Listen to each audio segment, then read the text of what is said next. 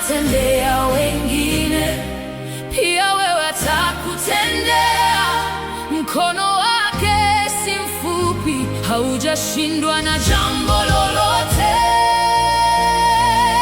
Rafiki yangu, hujachelewa, haujapotea mbali sana.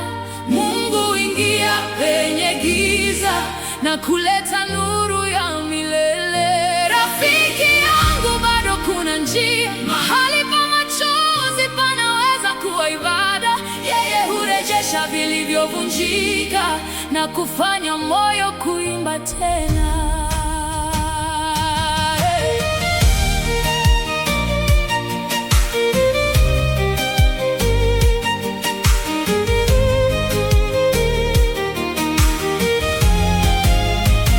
Kuna walioitwa tasa, leo wanacheza na watoto kifuani mwao.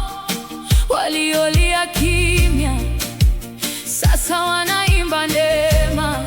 Waliozoea kuulizwa, mbona bado kimya, sasa mikono yao imebeba ushuhuda. Kuna waliopoteza shima